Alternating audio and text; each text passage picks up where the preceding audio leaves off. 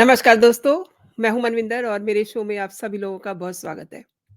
साक्षी मलिक ने कुश्ती को त्याग दिया है, संन्यास ले लिया है। क्यों? क्योंकि उन्हें लोकतंत्र पर भरोसा नहीं है, क्योंकि उन्हें चुनावी व्यवस्था पर भरोसा नहीं है। कुश्ती महासंघ के अध्यक्ष ब्रजभूषण सिंह के करीबी संजय सिंह के चुने जाने पर भारतीय पहलवान साक्षी मलिक ने कुश्ती से संन्यास लेने का ऐलान कर दिया है और उन्होंने रेसलिंग फेडरेशन ऑफ इंडिया का अध्यक्ष जो बनाया गया है, संजय सिंह, उस पर भी बहुत सारी बातें कही हैं। अब ये मत कहिएगा कि मैं महिला होकर के महिला की भावनाओं को समझ नहीं पा रही हूँ और महिलाओं के हक के लिए बात नहीं कर रही हूँ। पहले सारी बात समझ लीजिए। अब देश में 2024 के चुनाव आने वाले हैं। अगर कल को राहुल गांधी हार जाते हैं और मोदी फिर से पीएम बनते हैं, जो कि उन्हें बनना ही है, तो क्या राहुल गांधी ये कह देंगे कि मेरी चली नहीं, मैं तो जीता नहीं, मैं तो देश त्याग के जा रहा हूँ, मैं तो राजनीति त्याग रहा हूँ। अब वो क्या कहेंगे, ये आप खुद ही अनुमान लगा सकते हैं। क्या ऐसा होगा? क्या ऐसी सोच रखना सही है? और 2 सवाल और भी हैं साक्षी मलिक की, पहले वीडियो देख लीजिए आप। मैं आपको उनकी वीडियो दिखाती हूँ। कि लड़ाई लड़ी, पूरे दिल से लड़ी, लेकिन अगर प्रेसिडेंट ब्रिजभूषण जैसे आदमी जैसा ही रहता है, उसका बिल्कुल सहयोगी है, उसका बिजनेस पार्टनर है, वो अगर इस फेडरेशन में रहेगा तो मैं अपनी कुश्ती को त्यागती हूँ और मैं आज के बाद कभी भी आपको वहां नहीं दिखूंगा।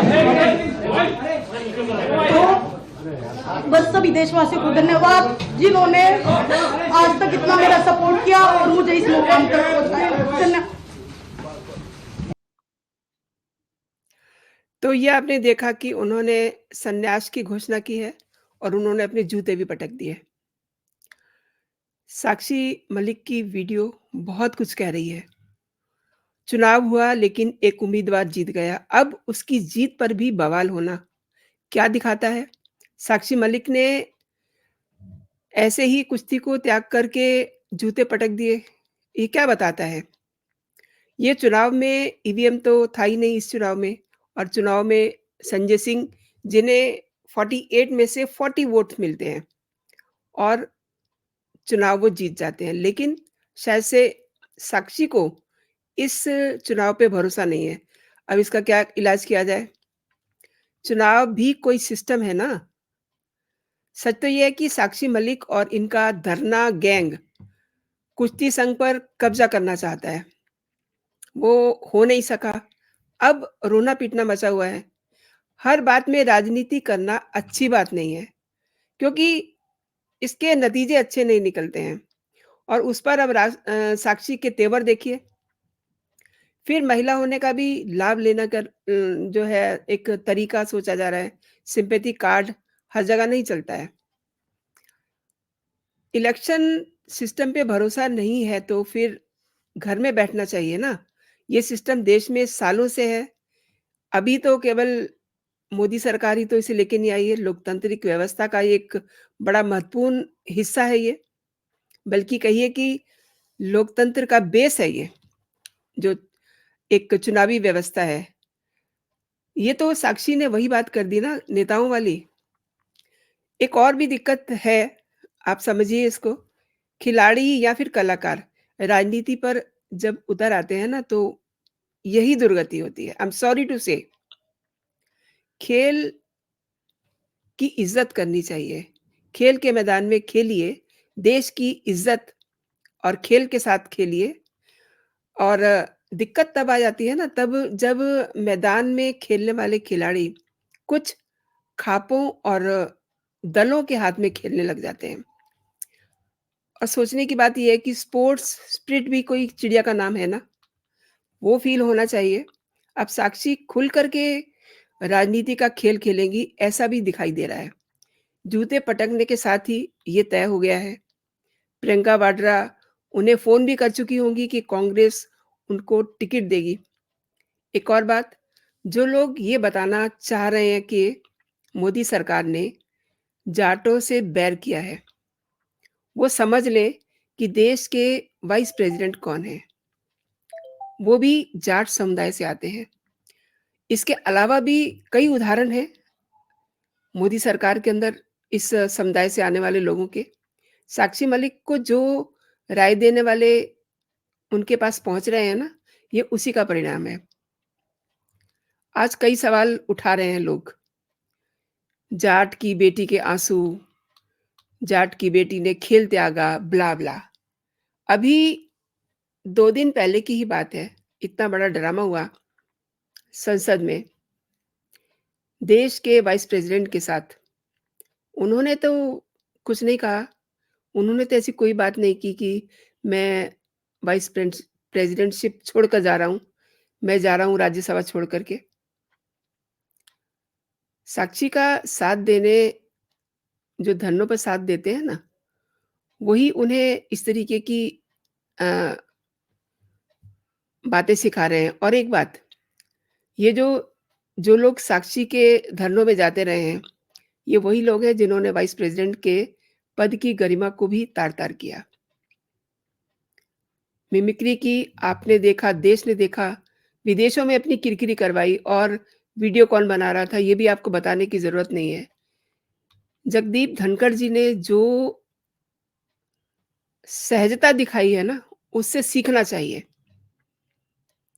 ये हर बात में कास्ट कार्ड खेलना ज़रूरी नहीं है और सोशल मीडिया पे इतना जम करके साक्षी मलिक ने अपने सपोर्टर्स छोड़ दिए हैं कि वहाँ ट्वीट पे ट्वीट हो रहे हैं। अब आप देख लीजिएगा कुछ ही दिनों में आपको साक्षी मलिक खेल के मैदान में नहीं दिखेंगी, वो राजनीति के मैदान में कूदेंगी। तो ये जो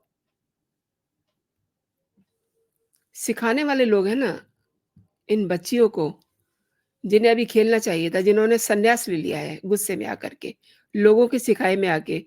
और ये सिखाने वाले लोग कौन हैं?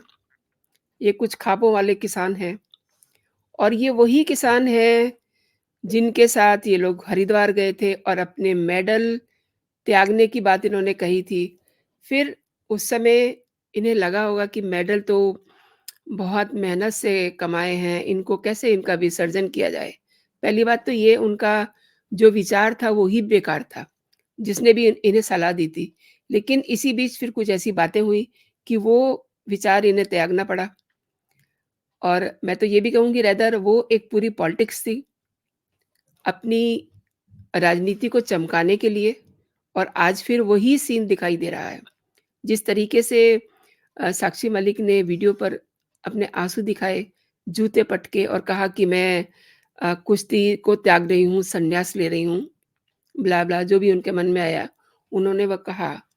ये सब चीज़ें ये दिखाती हैं कि कुछ ऐसे लोग हैं हमारे देश में जो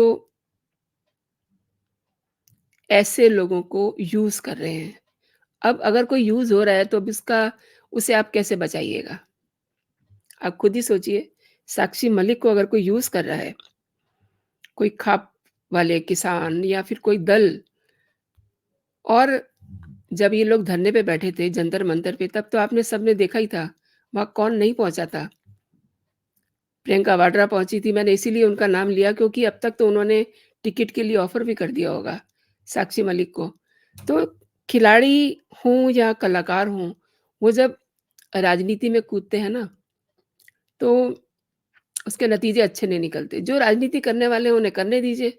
आप खेलिए, आप खेल को रिस्पेक्ट दीजिए, आप देश को रिस्पेक्ट दीजिए। आप खेलते हैं तो देश की इज़्ज़त बढ़ती है। लेकिन आप मैदान में जाते हैं खेलने के लिए, देश की इज़्ज़त के लिए, खेल की इज़्ज़त के लिए, लेकिन आप खेल में ही खेल कर देते हैं। This is not wise. ये अब और नहीं चलेगा क्योंकि अब मोदी सरकार दूसरे तरीके से चीज़ों को सोचती है। अब वो दिन लद गए 70 साल वाले।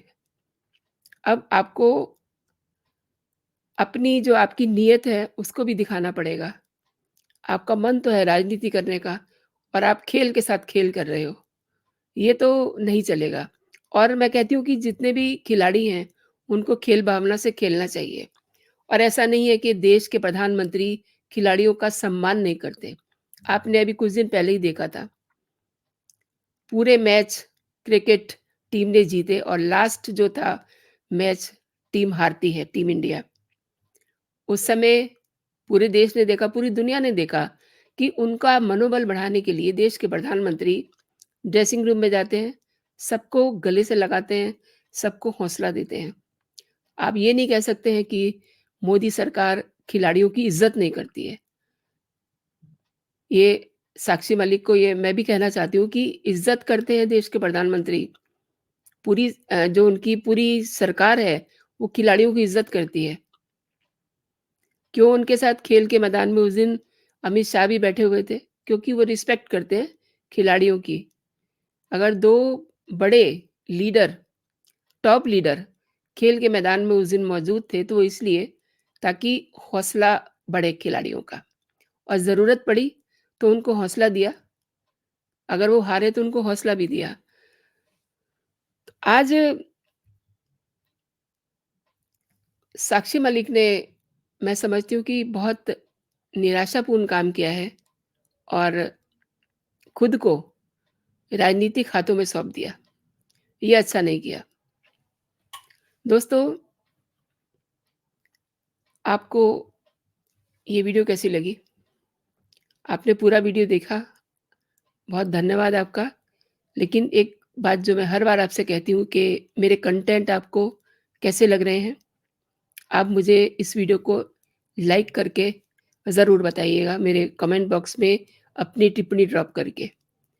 और अगर आप मेरे कंटेंट पसंद कर रहे हैं और अभी तक आपने मेरा चैनल सब्सक्राइब नहीं किया है, तो आप मेरा आग्रह है कि मेरा चैनल भी आप सब्सक्राइब कर लीजिए, ताकि मेरा जो भी लेटेस्ट कंटेंट हो, आप तक सबसे पहले पहुँचे। तो अभी के लिए इतना ही दोस्तों, आप अपना और अपनों का ख़्याल रखिए, खुश रहिए, स्वस्थ रहिए। जय हिंद, जय भारत।